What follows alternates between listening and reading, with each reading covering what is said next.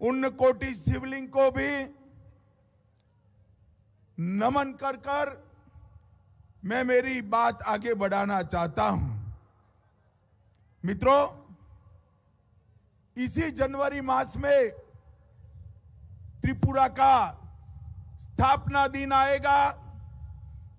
21 जनवरी से त्रिपुरा का 50वां साल शुरू होगा। 50 साल के इतिहास में लगभग 3 दशक आपने कम्युनिस्टों की सरकार देखी है। मैं और कुछ बताना नहीं चाहता, इतना ही पूछना चाहता हूं, कम्युनिस्टों की सरकार में जो हिंसा थी वो भारतीय जनता पार्टी की सरकार में दिखाई पड़ती है क्या? जोर से बोलिए, दिखाई पड़ती है? जो टोलाबाजी थी वो टोलाबाजी दिखाई पड़ती है? जो कैडर का शासन था वो अब दिखाई पड़ता है? मित्रों, 2018 में भारतीय जनता पार्टी ने नारा दिया, मोदी जी ने नारा दिया, चलो पलटाई, और त्रिपुरा की जनता ने परिवर्तन कर दिया, कम्युनिस्टों को उखाड़ कर फेंक दिया।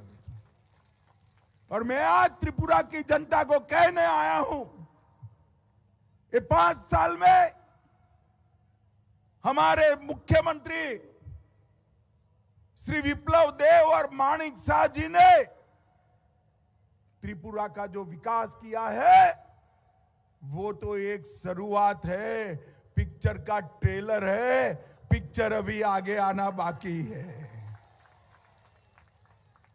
मैं अभी पूछ रहा था प्रदेश अध्यक्ष जी को कि भाई दक्षिण त्रिपुरा का क्या हाल है, तो उन्होंने कहा सबसे ज्यादा रजिस्ट्री अगर कहीं होती है तो हमारे सब रूम में होती है, सबसे ज्यादा विकास दक्षिण त्रिपुरा में हुआ है। मित्रों, एक क्षेत्र को ईश्वर ने मन खोलकर कुदरती सौंदर्य दिया है, हरा भरा एक क्षेत्र देश भर के लोगों को पर्यटक के रूप में लाने की क्षमता रखता है, मगर इंफ्रास्ट्रक्चर नहीं था। भारतीय जनता पार्टी की सरकार ने इंफ्रास्ट्रक्चर बनाकर 5 ही साल में त्रिपुरा के पर्यटन को 11 गुना बढ़ाने की बात की है। 11 गुना। आप कल्पना कर सकते हैं, एक 5 साल में एक पर्यटक आता था, उसकी जगह 11 पर्यटक आते हैं। ये त्रिपुरा की कितनी बड़ी सिद्धि है, क्योंकि यहां पर कम्युनिस्ट सरकार का हिंसा का वातावरण खत्म हो गया है। कम्युनिस्टों ने त्रिपुरा की जनता के 400 से ज्यादा लोगों पर सिर्फ 2 साल में जानलेवा हमले किए थे, और भारतीय जनता पार्टी की सरकार आई, विप्लव देव मुख्यमंत्री बने, किसी की हिम्मत नहीं थी, किसी की हिम्मत नहीं थी कि हिंसा करे। हिंसा करने वाले यहां से पलायन हो गए। पूरे त्रिपुरा को ड्रग और नशे का अड्डा बनाकर रखा था। बांग्लादेश से घुसपैठियों के लिए दरवाजे खोले थे। भारतीय जनता पार्टी ने घुसपैठ भी रोकी, ड्रग भी रोका, और युवाओं को रोजगारी की ओर ले जाने का काम किया है। मित्रों, भाइयों बहनों, माणिक शाह जी मुख्यमंत्री बने, हमने उनको कहा, मोदी जी ने जब इनके हाथ में राज्य की बागडोर थमाई, विप्लव भाई को देश की राजनीति में ले गए, हमने उनको कहा कि यहां की यात्रा को आप आगे बढ़ाइए। इतने कम समय के अंदर नरेंद्र मोदी सरकार की सारी योजनाओं में त्रिपुरा छोटे राज्य में देश में तीसरे नंबर पर आया है, तीसरे नंबर पर आया है। माताओं, भाइयों, बहनों, ये बहुत बड़ी उपलब्धि है। मैं आज यहां आया हूं तब इतना कहने आया हूं कि 2018 में हमने कहा था कि कम्युनिस्टों के संतरास से हम आपको मुक्त कराएंगे।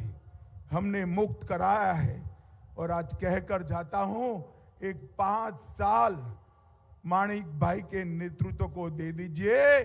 मोदी जी के नेतृत्व में हमारी डबल इंजन सरकार त्रिपुरा को छोटे राज्य में सबसे समृद्ध राज्य बनाएगी, सबसे समृद्ध राज्य बनाएगी। और मित्रों, ये भारतीय जनता पार्टी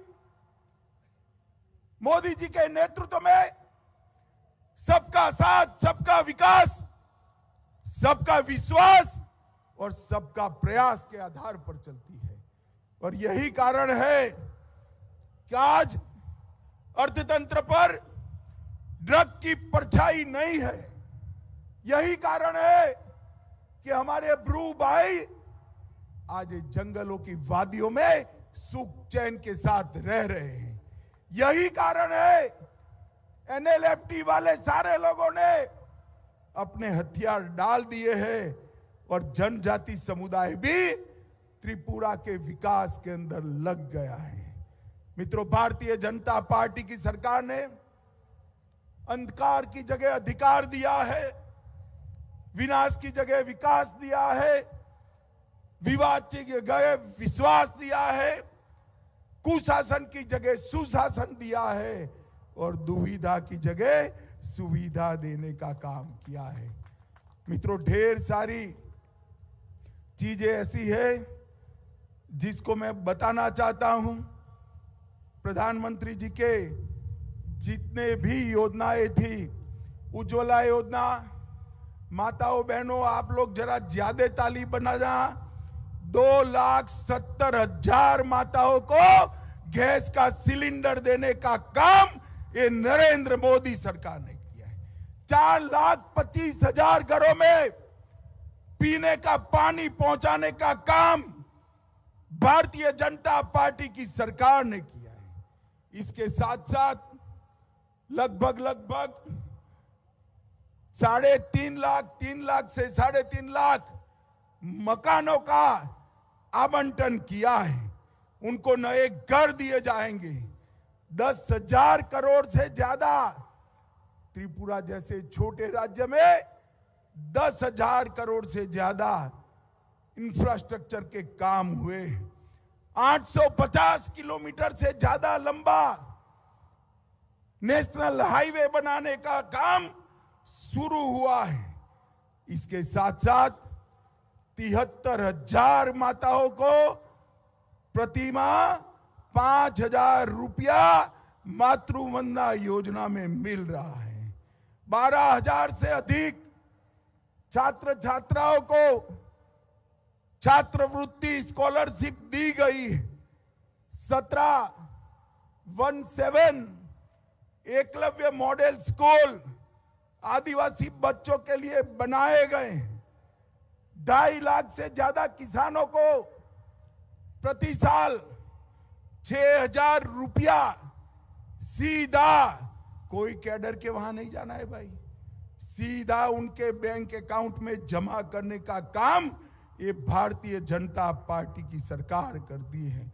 और 1,30,000 घरों में आजादी के 75 साल के बाद पहली बार बिजली पहुंचाने का काम देश के प्रधानमंत्री नरेंद्र मोदी जी ने किया है।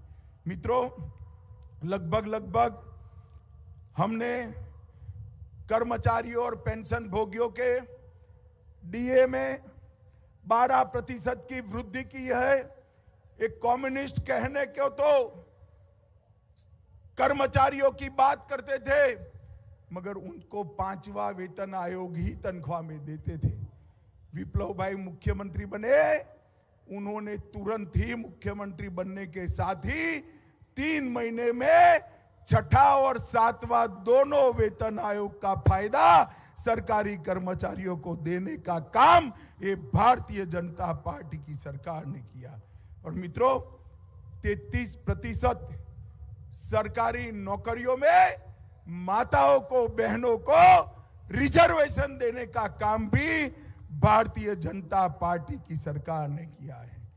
हमारे माणिक शाह जी ने 20 करोड़ रुपया 4 फुटबॉल के ग्राउंड बनाए, 1300 करोड़ रुपया की विश्व बैंक परियोजना आदिवासियों के कल्याण के लिए मुख्यमंत्री माणिक शाह जी लेकर आए और किसानों की आय 6800 रुपया से बढ़कर सिर्फ 5 साल में 11,000 करने का काम ये भारतीय जनता पार्टी की सरकार ने किया।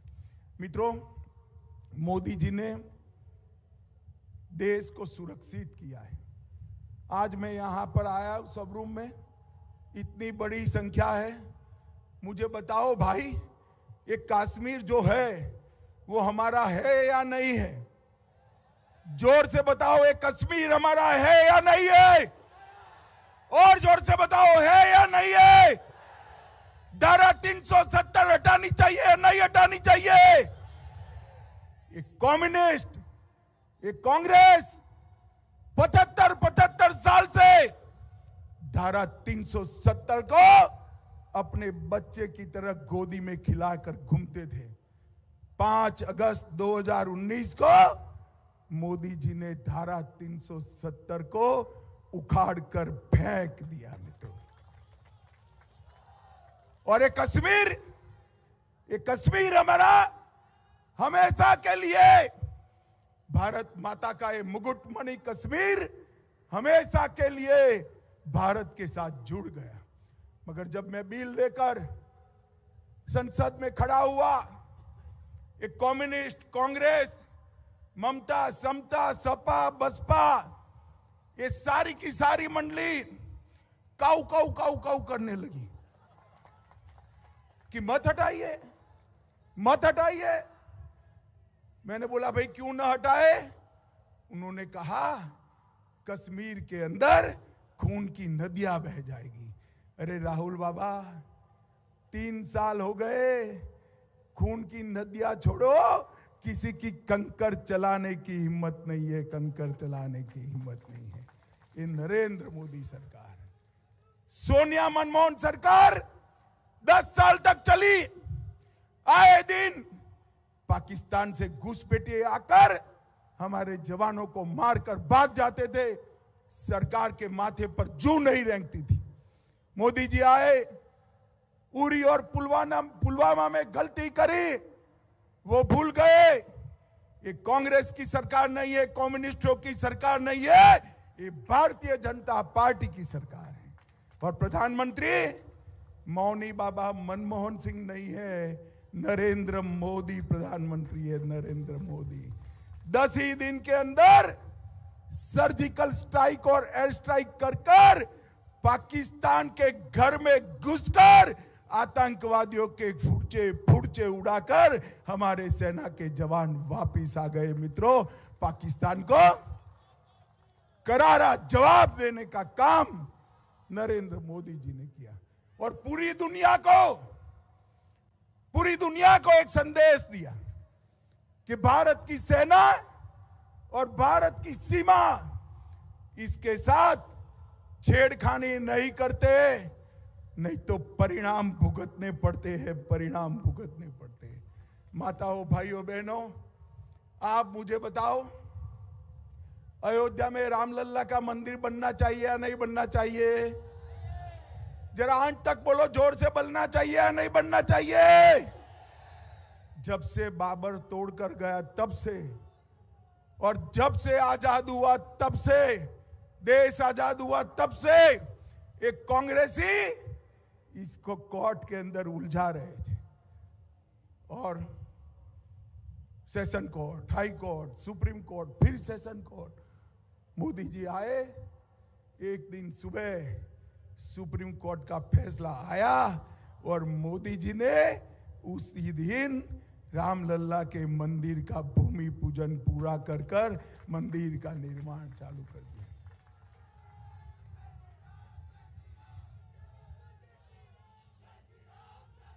मित्रों, मैं एक बात बताने आया हूं। 2019 के चुनाव में मैं पार्टी का अध्यक्ष था और ये राहुल बाबा कांग्रेस पार्टी के अध्यक्ष थे।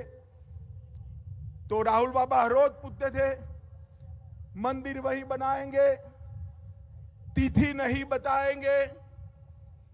और राहुल बाबा कान खोलकर सुन लो और सब रूम वालों आप भी टिकट करा लो। 1 जनवरी 2024 को अयोध्या में गगनचुंबी राम मंदिर वहां पर आपको तैयार मिलेगा।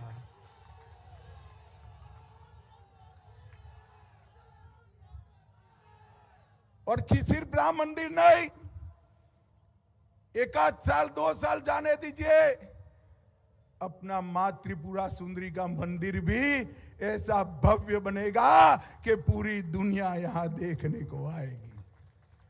काशी विश्वनाथ का मंदिर का कॉरिडोर बनाया, महाकाल कॉरिडोर बनाया, सोमनाथ और अंबाजी का मंदिर सोने का हो रहा है, मां विंध्यवासिनी का मंदिर नया बन रहा है। आज ही मुझे सीएम आसाम मिले थे, वहां पर भी मां का मंदिर सबसे बड़ा और भव्य बनाने का काम ये भारतीय जनता पार्टी के लोग कर रहे हैं। मुझे बताइए, अगर कम्युनिस्टों की सरकार होती तो माताबारी का मंदिर नया होता क्या? जरा जोर से बोलिए, होता क्या? फिर से बोलिए, होता क्या? त्रिपुरा में हिंसा रुकती क्या? विकास आता क्या? इंफ्रास्ट्रक्चर बढ़ता क्या? जवानों को रोजगारी मिलती क्या? त्रिपुरा के अंदर माताओं के घर में गैस, लाइट और शौचालय पहुंच सकता था। भारतीय जनता पार्टी की सरकार ने 5 साल में इतना बड़ा परिवर्तन किया है। और आज मां त्रिपुरा सुंदरी की भूमि पर मैं कहकर जाता हूं, नरेंद्र मोदी जी पर भरोसा करिए, 5 साल के बाद मेरा ये सुंदर त्रिपुरा प्रदेश देश का सबसे समृद्ध प्रदेश बन जाएगा। मित्रों, सबसे समृद्ध प्रदेश।